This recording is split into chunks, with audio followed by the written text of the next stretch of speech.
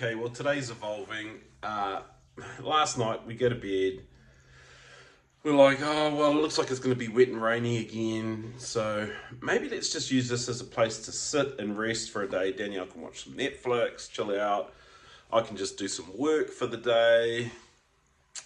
And we've woken up to not a bad day. So I got up about 7 o'clock and started working. It's now 8:30. I looked out the window and I was like, oh, do we really want to stay here and just like, or should we go and look at Prizren? Prizren, when you talk about Kosovo, everyone goes, oh, are you going to Prizren? We didn't know that when we were Googling where to go and what to do. So we aren't or weren't going to Prizren. So the day is evolving from working, resting, to having now booked a rental car, which will be dropped off here at 9:30 by Easy Rentals. They're about 2 minutes away or something, and €50, nice car for the day, insurance, mileage, all included. So we're going to go out to Prizren and check it out. Okay, so here's our Suzuki Vitara, €50 for about a 12-hour hire. It's not clean because driving up our driveway anyway would have made it dirty, but so easy. All arranged on WhatsApp, 4 or 5 text messages. Price agreed, €50. Can you bring it to us? Yes, I can. Met him, gave him 50. He said, contracts in the glove box. Have a good day. Too easy. Thank you, Easy Rental Cars.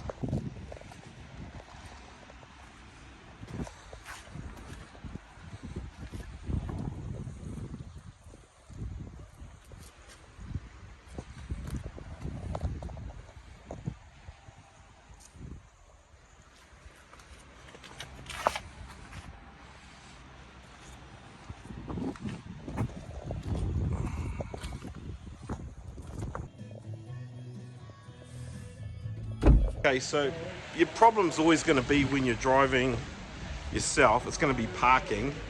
So we looked up where you could park close to everything that's right in the old town here in Prizren, and this was a pin drop that we dropped on our downloaded maps. It's €1 per hour, but it's right where we want to be. Okay, so the reason we parked where we did is we're like 10 steps from the main drag. And the main part of Old Town is situated along the river. So we're going to walk along the river, check out some stuff and show you some of the sights and sounds. Let's go.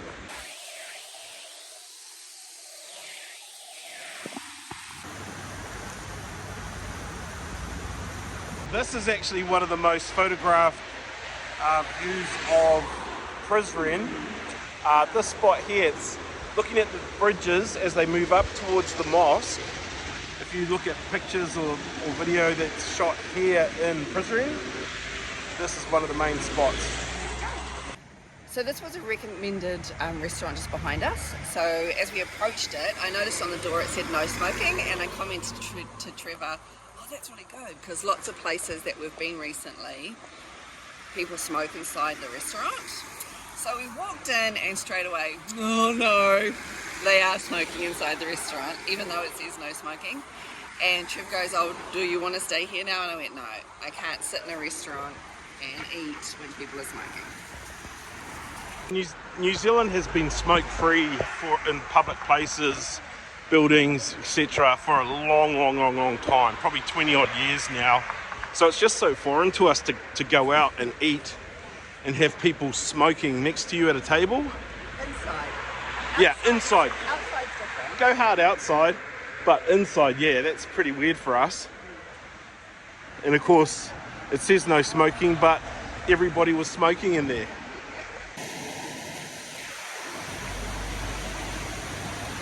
Prizren is a city, but you get down in this old town area and it feels really local. Like it doesn't feel busy and bustling. We're here in, late January.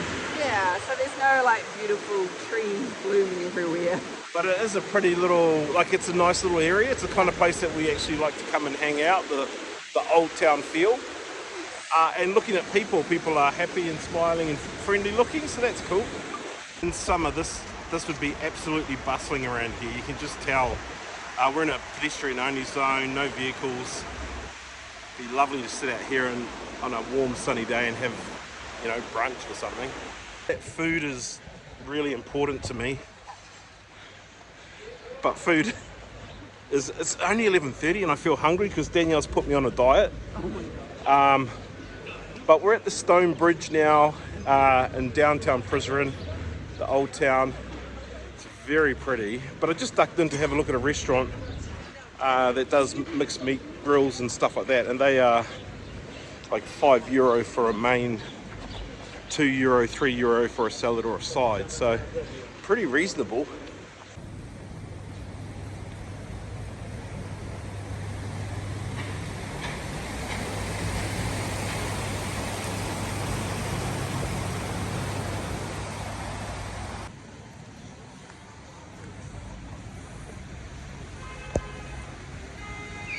I'm standing on this Roman stone bridge that's probably about 1,000, 1,200 years old.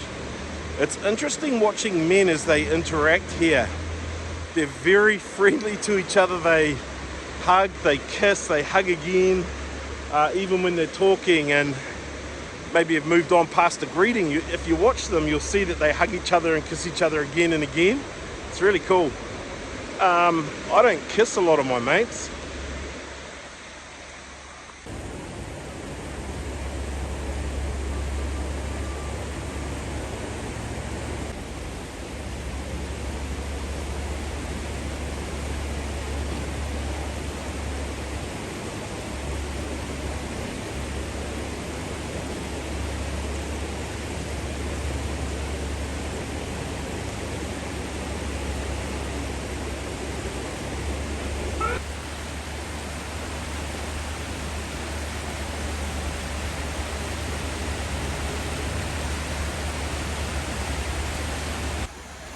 Well, it's really pretty now, I reckon.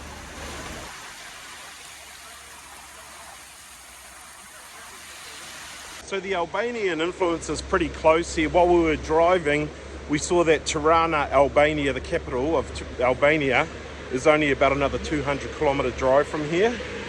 And what makes that obvious is Albanian flags are flying around the place. The people here speak Albanian, but also we see dogs again. In Durrës and in Tirana, I've never seen so many dogs, but we're back in dog country. In Morocco with cats. Which means there's no cats.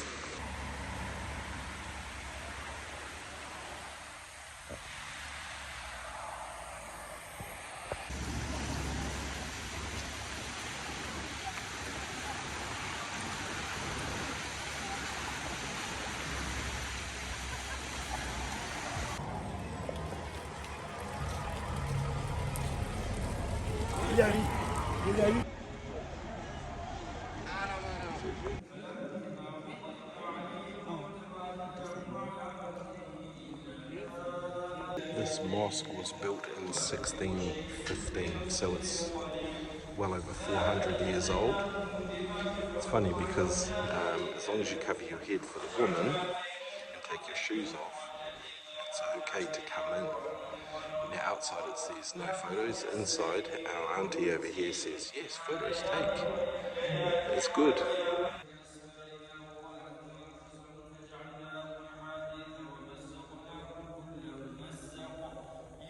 If you want to go into this mosque, into the mosque here, no problems for men or women, as long as women cover their heads and you remove your shoes. So yeah, and it's fine to take photos inside apparently, even though the sign says don't.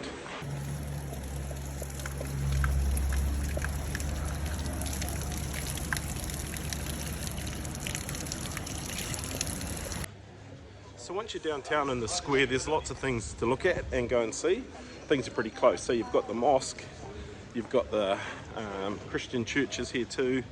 It's actually just really nice just to wander around. Actually, but I think I'm a bit greedy because I quite like just having these sort of places to myself. Like at the moment, it doesn't seem to be bustling with tourists and stuff. Obviously, we're in the throes of winter. Seems like there's lots of locals just cruising around, which is great, but I'm quite happy with that. I'm quite happy to have it to ourselves. So the church is closed. You can't go in and visit right now, but there's two cops sitting in here guarding it. Not sure what that's about. Okay, there are a bunch of mosques in this area. It's obviously a high Muslim faith-based town. But when you've got a lot of mosques sitting in the same sort of valley, it's really cool to hear them call to prayer from one and then another will answer back. Hi, I'm good, thank you.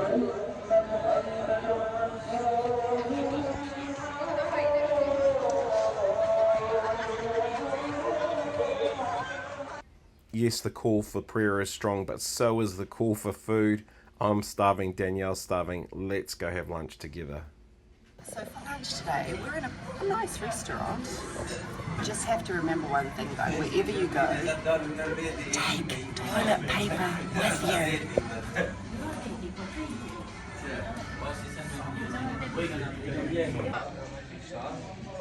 This is the best bread. So good. You have to understand how relatively cheap this stuff is. So the salads that we've just ordered, pasta salad €3, Greek salad €3, fries $2. Huge servings. So for the likes of €20, we've got a mountain of food over here. Honestly, the flavours in the meat, they cook them on the most tasty charcoal or something, because the flavours in the meat are just awesome, and the vegetables are so fresh. Crunchy.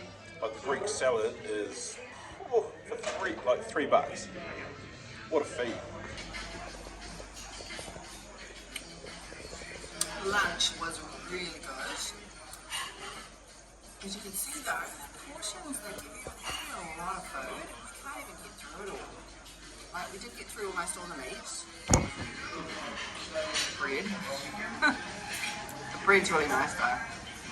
Pasta, Greek salad. Like we are so full. It's so good. Just had quite the lunch. Highly recommend Tesla, I think is how you say it. But now we're going to take a drive up the hill to the fort. So what we've noticed, we've been in Prizren for probably 3 hours or so now, just wandering around, 2 or 3 hours. And Danielle says, you know, no one's got long hair around here. Except you. And, you know, this is some post-midlife crisis. It's sort of like some 50 plus. Oh, is it now? And the thing is, with our travel, I just thought I'd do something different. I've never grown my hair long. No. I've never had a beard. I haven't had long hair since I was 19. And I just thought, you know what, we're away from home, away from people we know. Why not just give it a go?